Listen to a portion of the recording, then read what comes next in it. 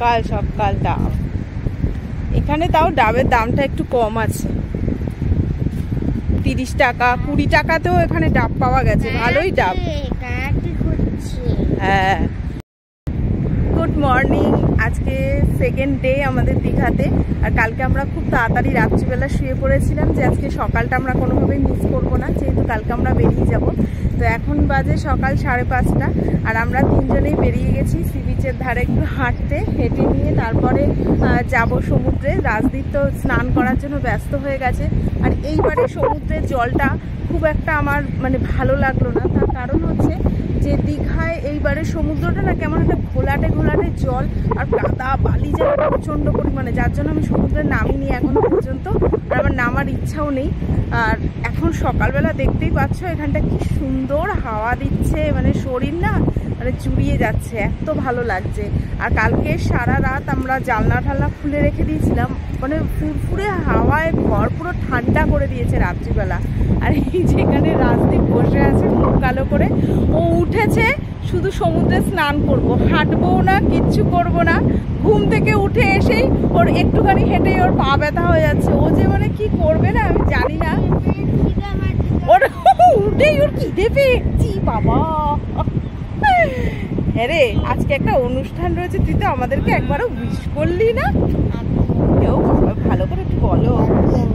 Thank you. তো আজকে এখন আমরা একটুখানি হেঁটে নিয়ে তারপরে রুমের দিকে যাব, গিয়ে ফ্রেশ হব, হয়ে ব্রেকফাস্ট সমস্ত কিছু করবো। তারপরে সারাটা দিন দেখি কি করা যায়। আর আজকে ইচ্ছা আছে রাজদীপকে নিয়ে একটু অমরাবতী পার্কের দিকেও যাব। অমরাবতী পার্কে বাচ্চাদের জন্য অনেক কিছু আছে। তো চলো একটু হেঁটে নিই, তারপরে আবার তোমাদের সাথে পরে দেখা করে নিচ্ছি। টাটা।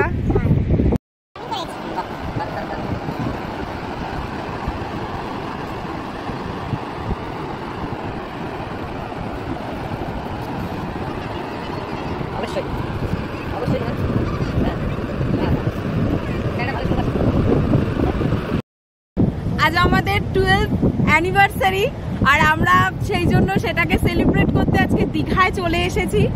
আর সকালবেলা এখনো পর্যন্ত আমরা সমুদ্রের ধারেই রয়েছি। তো হ্যাপি অ্যানিভার্সারি, হ্যাপি অ্যানিভার্সারি। আমাদের ছোট্ট পুচকে আমাদেরকে অ্যানিভার্সারি জানালো। ও সমুদ্রের পাড়ে বালির মধ্যে দিয়ে লিখে দিয়েছে এরকম লাভ করে যে বিশ্ব আর সুমিতা, আবার আমাদের ডাক নামেও লিখেছে, সেখানেও লিখে দিয়েছে হ্যাপি অ্যানিভার্সারি। মানে আজকে দিনটা ভীষণ ভীষণ ভীষণ স্পেশাল, খুব ভালো লাগছে। দেখা যাক সারাটা দিন রয়েছে কিভাবে কাটানো যায়, যা করব সবকিছু তোমাদের সাথে শেয়ার করব। তো চোখ রাখতে কিন্তু একদম ভুলো না। টাটা।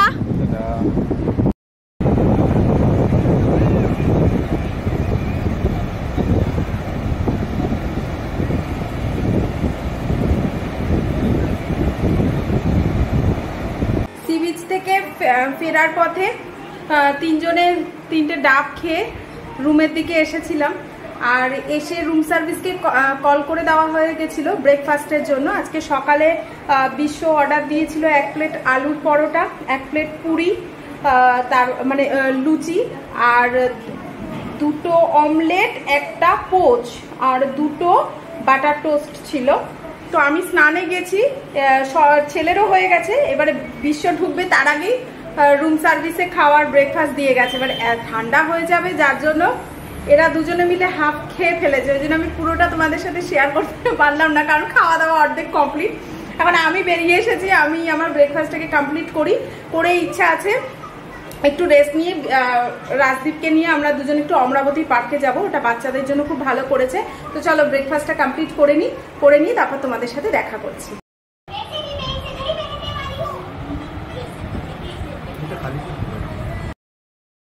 হ্যালো গাইজ, এখন ছেলেকে নিয়ে এসেছি অমরাবতী পার্কে। আর কি ভুল যে করেছি দিনের বেলা এসে, এখানেও রোদ, কোনো জায়গায় গিয়ে শান্তি নেই। বিশ্ব ক্যামেরা নিয়ে এখানে বসে আছে, ছেলে ওখানে জিরাফের ওপর দিয়ে স্লিপ, দোলনা, এই সমস্ত কিছু চড়ছে।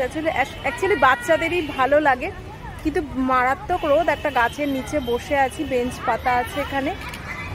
আর আসলে বিকেলে অন্য কিছু করার ইচ্ছা রয়েছে, তো সেই জন্য বিকেলে আর অমরাবতীর দিকে আসার ঝামেলাটা রাখলাম না, এখনই মানে ঘুরিয়ে নিয়ে যাচ্ছি। হালকা হালকা হাওয়া আছে, বেশিক্ষণ থাকবো না, দেখি। আর এখানে কি একটু দেখার আছে, দেখে ওকে নিয়ে তাড়াতাড়ি বেরিয়ে যাব রুমের দিকে, কারণ প্রচণ্ড গরম লাগছে।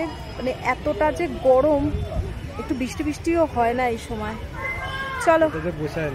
হ্যাঁ না, ওর আবার একটুখানি বড় দোলনা, বড় ইয়ে না হলে হয় না। এখানে এসে মানে বড়রাও বাচ্চা হয়ে গেছে, সব বড়রাও এখানে দোলনা চড়ছে। আর এখানে 10 টাকা করে টিকিট, ও ঠিকই আছে। চলো টাটা, তোমাদেরকে রুমে যাই, তারপরে ওখানে আজকে লাঞ্চে কি অর্ডার দিই সেটা তোমাদের সাথে শেয়ার করব। আর এখানে দীঘায় এসে এবার আমি এখনো পর্যন্ত সমুদ্রে নামিনি, আর নামার ইচ্ছাও নেই, কারণ যা রোদ, আমরা রোদেতে তো সমুদ্রে যাচ্ছি না।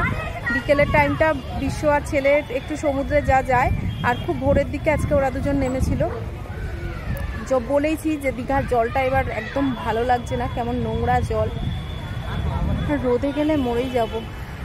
চলো রুমে যাই, তারপর তোমাদের সাথে আবার দেখা করে নিচ্ছি।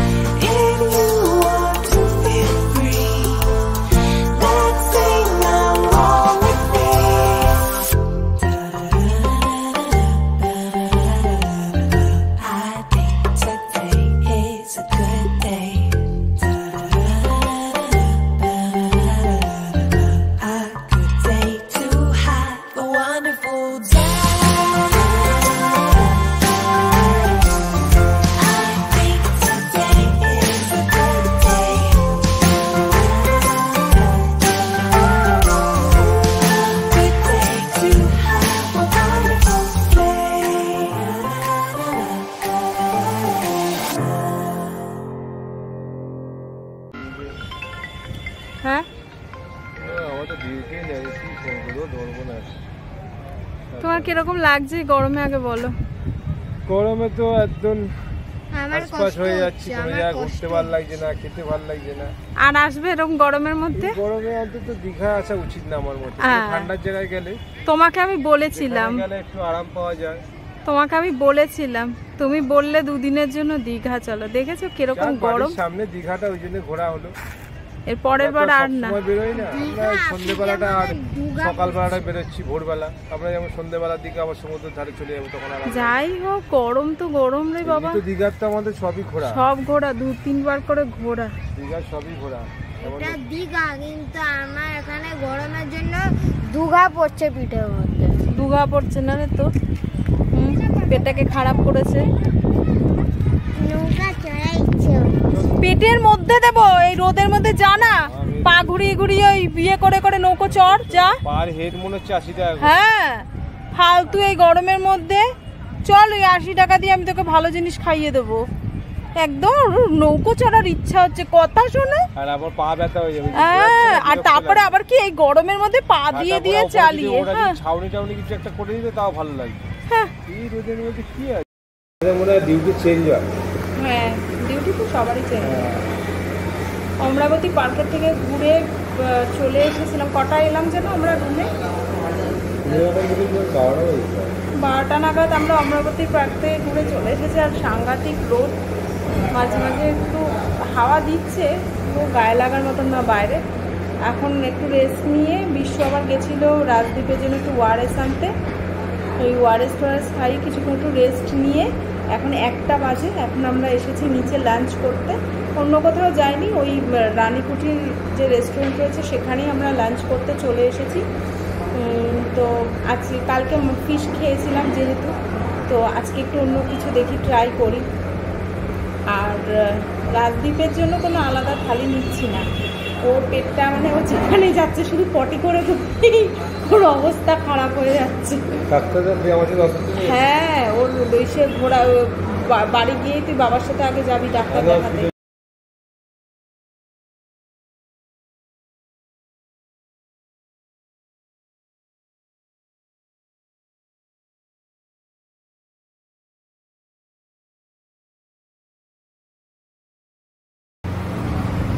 বলবো আজকে লাঞ্চে আছে এখানে একটা ভেজ তরকারি আছে, চাল কুমড়োর, এই যে এখানে পেঁয়াজ কাঁচা লঙ্কা, এখানে ডাল রয়েছে, এখানে লেবু কাঁচা লঙ্কা পেঁয়াজ দিয়েছে, এখানে আলু ভাজা দিয়েছে। আর এখানে এটা কি শাক? এটা নোটে শাক, এখানে একটা নোটে শাক রয়েছে। আর এই যে রাইস, যদি পরে লাগে তাহলে পরে রাইসটা আবার নেব। বিশ্ব এখানে খাওয়া স্টার্ট করে দিয়েছে, আর রাজদীপকে তো আমাকেই খাওয়াতে হবে। তো চলো লাঞ্চটা কমপ্লিট করি, তারপরে আবার তোমাদের সাথে দেখা করে নিচ্ছি। দুপুরের লাঞ্চ করে চলে এসেছি আমরা রুমে, আমি আর বিশ্ব এখন একটু ব্যালকানিতে বসে রয়েছি। আর আজকে দুপুরে লাঞ্চের মধ্যে দেখেইছো ডাল ছিল, একটা চাল কুমড়ো আলু দিয়ে একটা সবজি ছিল, আর ঝুরি আলু ভাজা ছিল, আর ওটা নোটে শাক। নোটে শাকটাকে এত সুন্দর অন্যান্য সবজি দিয়ে বেশ একটা মানে করেছে, রান্নাটা করেছে, বেশ খেতে ভালো লাগছিল। তো আর লেবু কাঁচা লঙ্কা পেঁয়াজ যা দেওয়া দিয়েছে। তো একটা জিনিস জানতে পারলাম, এটা আমরা জানি না, যে দীঘাতে এখন 3 মাস মাছেরা নাকি সমুদ্রের ডিম পাড়ে, তার জন্য দীঘাতে এখন সমুদ্রে জাল ফেলা মানে নিষেধ আছে, বারণ আছে। যদি জাল ফেলে তাহলে 30,000 টাকা নাকি ফাইন করবে। তো এখন সামুদ্রিক যে সমস্ত মাছগুলো রয়েছে না, সেগুলো সব স্টোরের মাছ, মানে স্টোরেজ করা রয়েছে। যেমন ভোলা মাছ বলো, তারপরে তোমার ওদিকে ইলিশ মাছ বলো, পমফ্রেট মাছ বলো, পার্শে মাছ বলো, এগুলো সমস্ত কিছু স্টোরের মাল। সেই জন্য মানে এই মাছগুলো না অতটা টেস্ট নেই। তো কালকে আমরা কাতলা নিয়েছিলাম, আর বিশ্বকালকে ভোলা মাছ খেয়েছিল। ভোলা মাছটা যথেষ্ট সাইজে বড় ছিল। তো আজকে আমরা আর কোনো মাছ নেইনি, আর আমি আর রাজদীপ তো জানোই একটা প্লেটেই খেয়েছি, শুধু সামান্য একটু ভাত নিয়েছিলাম। আর আজকে আমরা চিকেন নিয়ে নিয়েছিলাম, ওই চিকেন দিয়ে আমরা দুপুরের আজকে লাঞ্চটা কমপ্লিট করেছি। তো দুপুরের লাঞ্চ কমপ্লিট হয়ে গেছে, এখন বসে রয়েছি বারান্দায়, তারপরে গিয়ে একটু রেস্ট নেব, তারপরে বিকেলে দেখি কি করা যায়।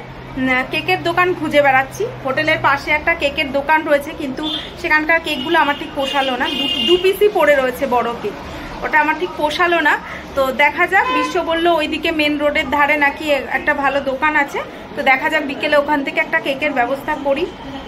একটু তো কেকের একটু সেলিব্রেট করতেই হয়, কারণ 12 বছরের বিবাহ বার্ষিকী বলে কথা, তাই না?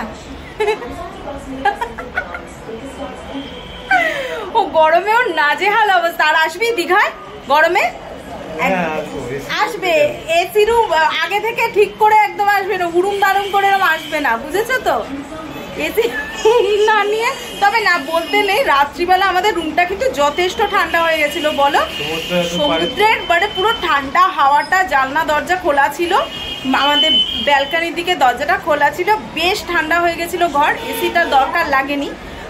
কি হয়েছে? আচ্ছা আচ্ছা, বসো বসো। আর কালকে হ্যাঁ কি বাজলো?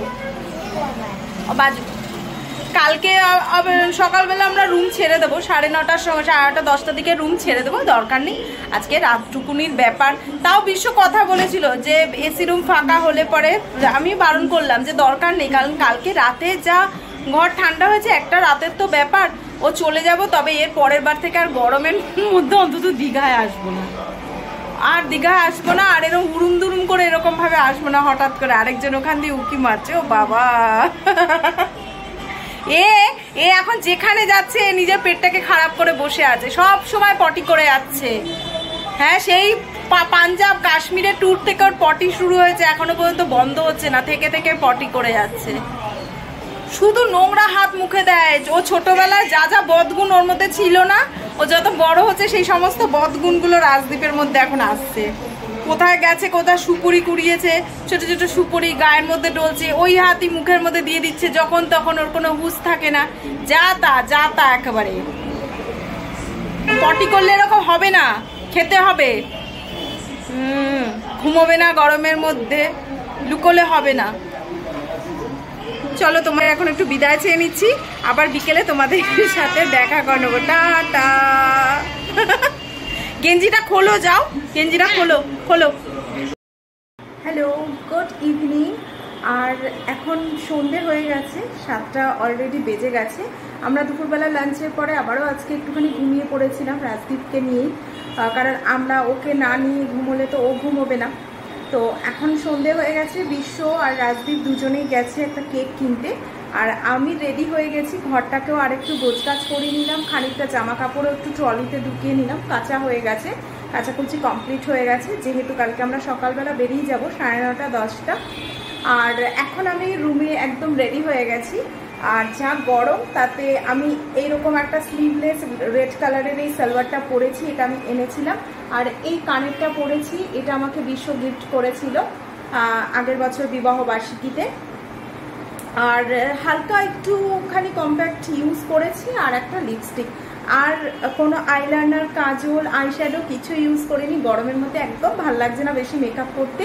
তো ওরা আসুক, কেকটা দেখা যাক পাওয়া যায় কি না এখানে, ঠিক জানি না কোথায় কেকের দোকান আছে। সেলিব্রেশনটা করি, তারপর সেটাও তোমাদের সাথে অবশ্যই শেয়ার করব। তোমরা সবাই সাথে থেকো, সঙ্গে থেকো, দেখতে থেকো।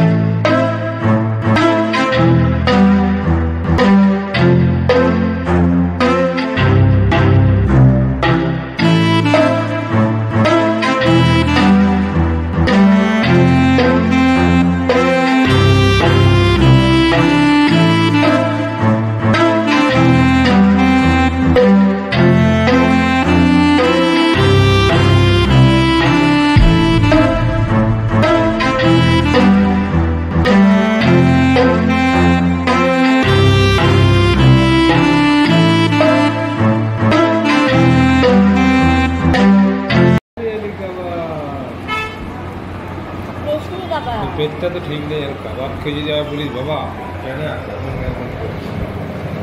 আবার চিন্তা করে আজ ওআরএস খেয়েছিস।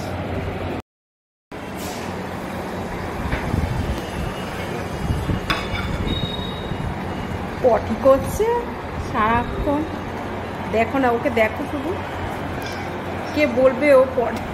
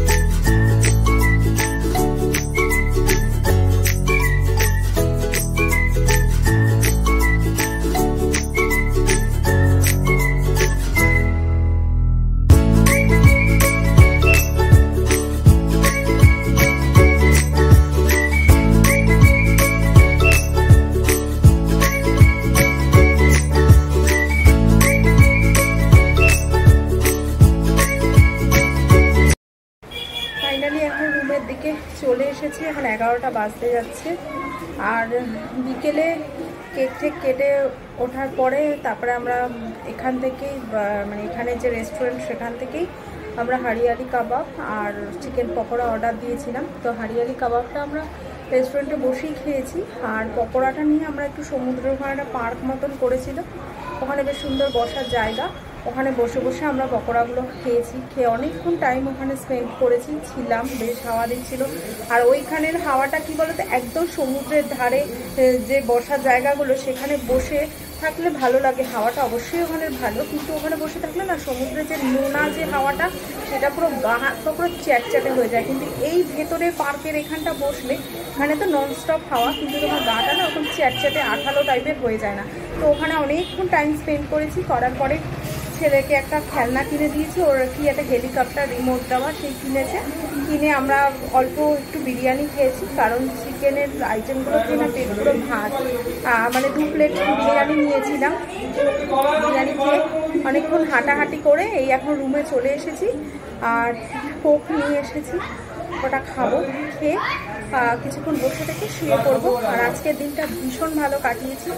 আমরা তো প্রতি বছরই বাড়িতেই কাটাই, কিন্তু এই বছর এখানে এসে এখানকার স্টাফেদেরকে নিয়ে এরকমভাবে আমাদের অ্যানিভার্সারি সেলিব্রেট করলাম, যাদেরকে আমরা চিনি না জানি না, কিন্তু তারা আমাদেরকে প্রচণ্ড মানে হেল্প করেছে, সমস্ত কিছু আমাদের সাথে তারাও এসেছে, জয়েন করেছে আমাদের আনন্দে, তারাও মানে অংশগ্রহণ করেছে। কেক নিয়ে এসেছিলাম, তো তারা মোমবাতি সব নিয়ে এসেছে, ক্যাডবেরি নিয়ে এসে সাজিয়ে ঠাজিয়ে দিয়েছে তারা। তো ভীষণ ভালো লেগেছে, আজকে সন্ধ্যেটা খুব ভালো কেটেছে। আর আজকের ভিডিওটা আমি এখানেই এন্ড করছি। যদি তোমাদের ভালো লাগে অবশ্যই মেক শিওর করো, লাইক দিও, একটা কমেন্টের মাধ্যমে জানিও তোমাদের মতামত, শেয়ার করো, সাবস্ক্রাইব করো অবশ্যই আমার চ্যানেলটাকে। আমরা আজকের মতন আমি এখানেই শেষ করে দিচ্ছি। গুড নাইট সকলকে, সবাই খুব ভালো থেকো, সুস্থ থেকো এবং সুন্দর থেকো। আবার নতুন একটা ব্লগে তোমাদের সাথে দেখা হবে। আর কাল সকালবেলা আমরা এখান থেকে বেরিয়ে যাচ্ছি। টাটা।